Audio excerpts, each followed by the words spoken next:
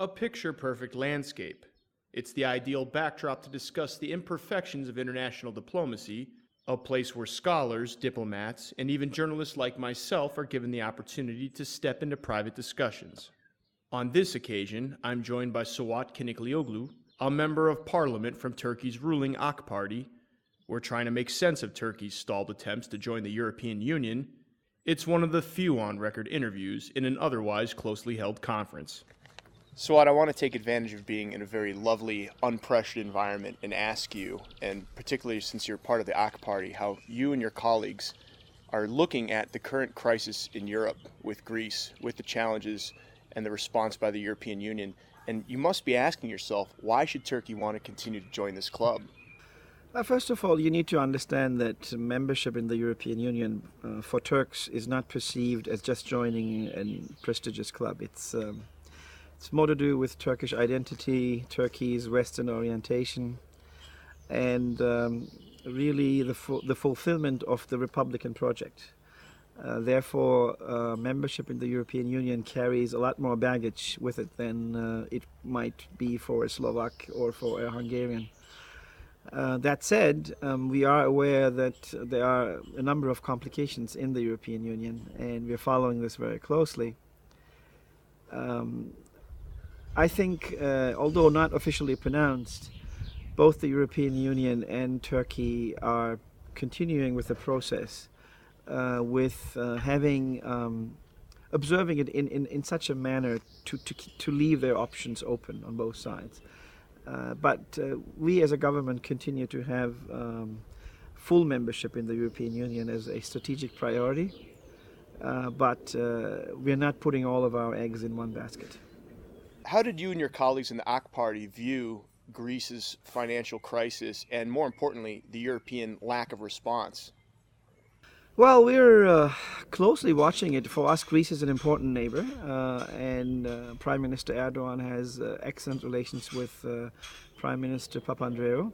Indeed, he'll be there in a couple of days.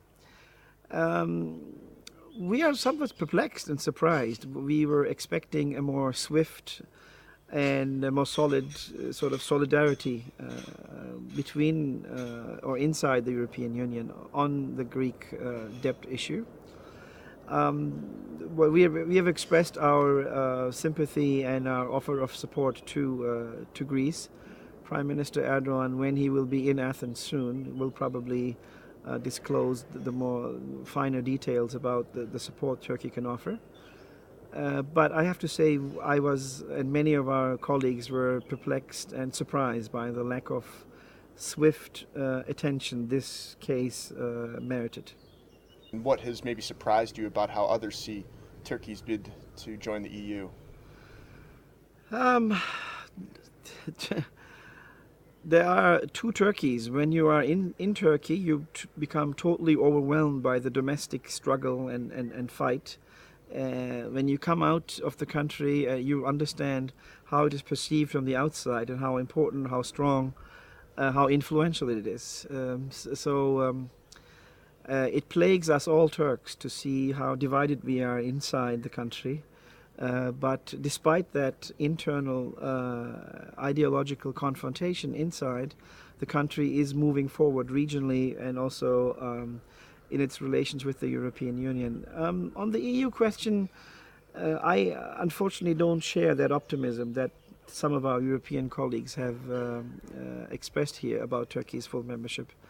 And I believe by the time Turkey will be ready to join the European Union, Turkey may not need to be part of the European Union. But we will leave this for later. We will leave this when the time comes. We will continue to upgrade Turkey's domestic standards to the European Union.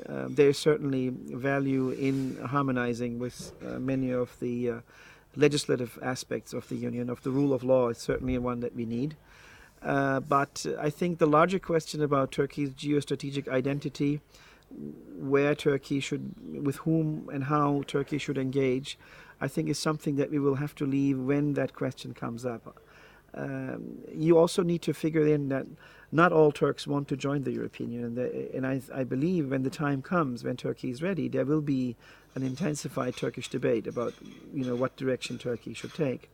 But one thing what we need to avoid is that both Turkey and Europe will leave bitter from this experience. That's what we need to avoid. We need to find, hopefully in the form of full membership, but if it's not full membership, we need to find a modus operandi that will leave both Europeans and Turks being able to cooperate productively in this region, because we are going to cohabit the same geography whether Turkey will become a full member or not.